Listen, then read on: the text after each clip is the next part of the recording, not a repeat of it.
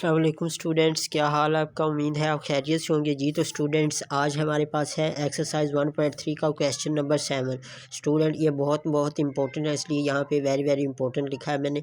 तो स्टूडेंट्स इसमें क्या कहता है, इफ़ टू मल्टीप्लाई टू -3, ये एक मैट्रिक्स ये कहता है ये 2 अगर इस मैट्रिक्स से मल्टीप्लाई हो रहा है फिर उसमें प्लस हो रहा है, क्या जी 3 मल्टीप्लाई ये वाला मैट्रिक्स कहता है ये दोनों मैट्रिक्स इनको प्लस करें तो ये इक्वल है by the definition of the equal matrix. उसने कहा है बेसिकली कि वो इसके इक्वल है।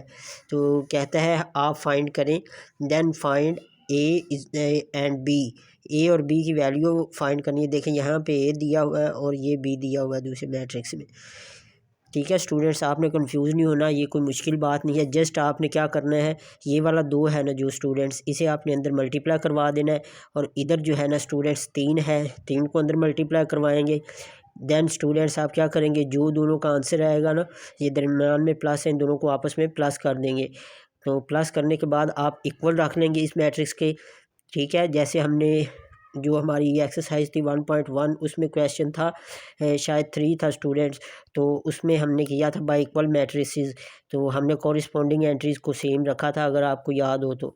ये बिल्कुल उसी तरह होना है, ज़रा भी मुश्किल नहीं है ये, और बहुत इंपॉर्टेंट है ये एग्ज़ाम के पॉइंट ऑफ व्यू से। स्टूडेंट्स ये ज़रूर एग्ज़ाम में पूछ लेता है।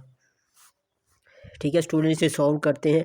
यहाँ पे हम सोल्यूशन लिख लेते हैं जी। तो सोल्यूशन हम करने जा रहे हैं, कहता है 2 -3 4a plus 3 18 b -4 is equal to है जी स्टूडेंट्स किसके, 7 18 10 1। ठीक है जी, ये 2 को अंदर मल्टीप्लाई करवाएंगे, मैंने आपको पहले बताया था इस 2 को अंदर मल्टीप्लाई करवाएंगे। तो अंदर मल्टीप्लाई करवा देते हैं students simply. 2 multiply 2, 2 multiply -3, 2 multiply -3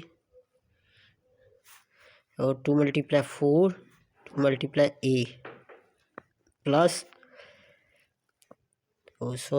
3 multiply 1, 3 को भी अंदर मल्टीप्लाई करवाएंगे ना, मैंने कहा था आपको जिस तरह ये 2 को मल्टीप्लाई करवाया हमने उसी तरह इस 3 को भी मल्टीप्लाई करवाएंगे।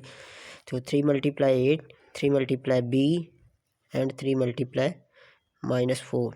ठीक है जी स्टूडेंट्स, ये इक्वल है किसके जी स्टूडेंट्स, 7 18 10 1 के। देन जी हम इसे मज़ीद सिंप्लीफाई कर लेते हैं स्टूडेंट्स। 2 2 ज़ा 4, 2 3 ज़ा 6, साथ में माइनस है, माइनस प्लस माइनस होंगे स्टूडेंट्स, यहाँ पे माइनस का सिंबल आएगा। 2 4 ज़ा 8, 2a, 2 को a से मल्टीप्लाई तो 2a आएगा स्टूडेंट्स।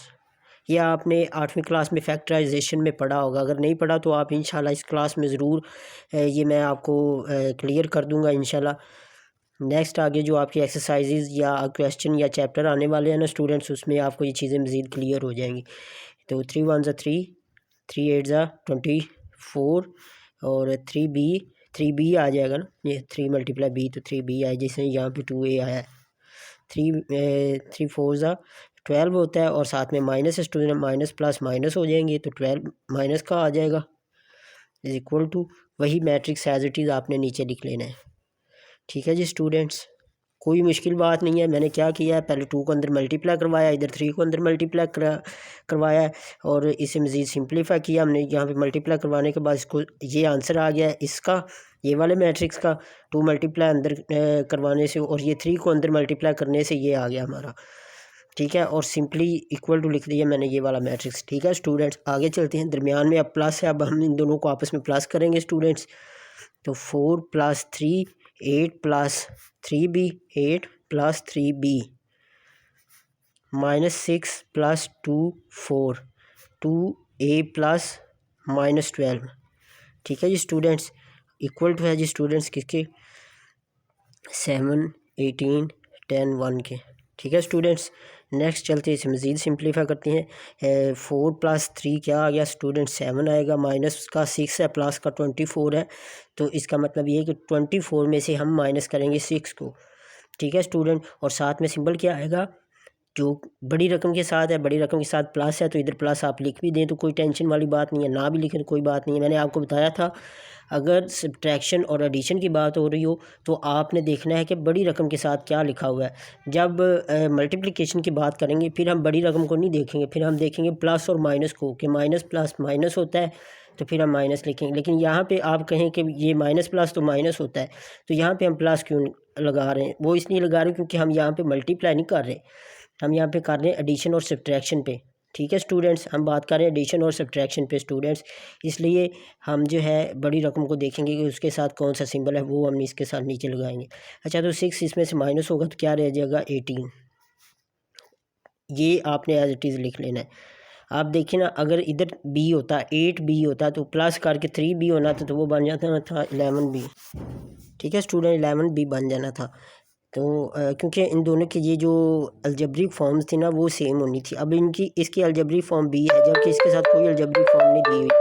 तो स्टूडेंट्स हम क्या करेंगे, हम नेक्स्ट थोड़ा सा चलेंगे, इसको भी हम एज इट इज़ लिख लेंगे। अब ये माइनस प्लस माइनस हो जाएगा स्टूडेंट्स, 12 आ गया, इक्वल टू है जी किसके? 7, 18, 10 और 1 के। ठीक है, अब हम क्या करेंगे, ये अब ये देखें, ये खुद ही बता रहा है कि ये वाला मैट्रिक्स इस मैट्रिक्स के इक्वल है। तो ये मैट्रिक्स जब इक्वल हो तो हम क्या करते हैं स्टूडेंट्स, हमने पहले भी किया था, यानी कि ये 7 जो है ये इक्वल है 7 के, हमें नज़र आ रहा है ये दोनों तो सेम है।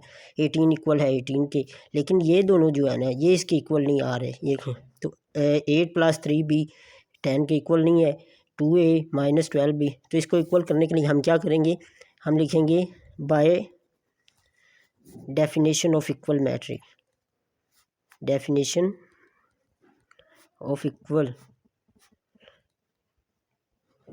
मैट्रिक्स।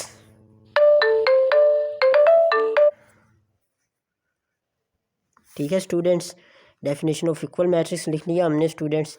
अब नेक्स्ट हम क्या करने जा रहे हैं स्टूडेंट्स, ये जो ये दोनों तो इक्वल हैं, ये पहला वाला कॉलम जो है ना ये इक्वल है। ठीक है स्टूडेंट्स, लेकिन अब हम क्या करेंगे, 8 + 3b जो है ना ये हम लिख लेंगे कि ये इक्वल है 10 के, और इसे दे दें इक्वेशन नंबर 1 का नाम। ठीक है, दूसरा क्या है, ये भी इसके इक्वल नहीं है तो इसको इसके इक्वल रख लेते हैं, इक्वल टू है जी 1 के। ठीक है स्टूडेंट्स,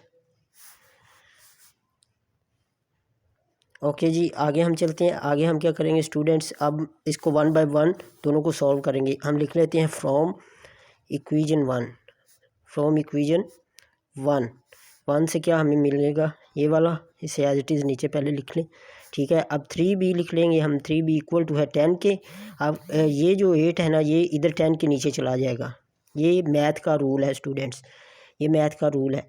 तो हम इसे अब देखें कि कौन से टेबल पे ये दोनों कट रहे हैं। ये दोनों 2 के टेबल पे जा रहे हैं। ठीक है, 2 4 = 8, 2 5 = 10। ठीक है स्टूडेंट्स, सॉरी स्टूडेंट्स, ये नीचे नहीं आना था। ये अगर यहाँ पे मल्टीप्लाई हो रहा था ना, ये 8 जो है इससे मल्टीप्लाई हो रहा था, फिर ये नीचे आना था। तो अब क्या होगा, अब हम इसे लिखेंगे स्टूडेंट्स इस तरह, 10 है तो 8 जो है इधर प्लस का उधर जाके माइनस का हो जाएगा। तो 3b = 10 में से 8 निकाले तो 2 आएंगे, तो b आ गया, b = 2। अब देखें ये दोनों आपस में मल्टीप्लाई हो रहे हैं। अब ये 3 जो है ना इधर 2 के नीचे जा सकता है। ठीक है, ये b की वैल्यू में मिल गई है स्टूडेंट्स। आगे क्या है, फ्रॉम इक्वेशन 2 लिख लेते हैं हम, फ्रॉम इक्वेशन, ये स्पेलिंग आपने पूरे लिखने हैं, मैं आधे लिख रहा हूँ।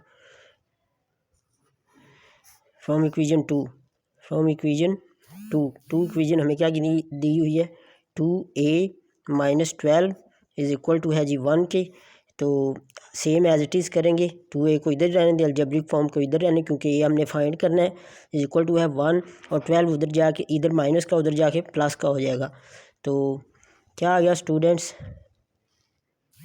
1 + 12 तो 13 आ गया स्टूडेंट्स। ठीक है, 2a और a = ये 2 इधर नीचे जाके डिवाइड होगा, इधर मल्टीप्लाई हो रहा है उधर जाके डिवाइड हो जाएगा। ठीक है स्टूडेंट्स, ये a और b की हमें वैल्यू मिल गई। ठीक है स्टूडेंट्स, नेक्स्ट बात होगी नेक्स्ट लेक्चर में, नेक्स्ट वीडियो में, नए टॉपिक पे, नए क्वेश्चन पे। ओके स्टूडेंट्स, अल्लाह हाफिज़।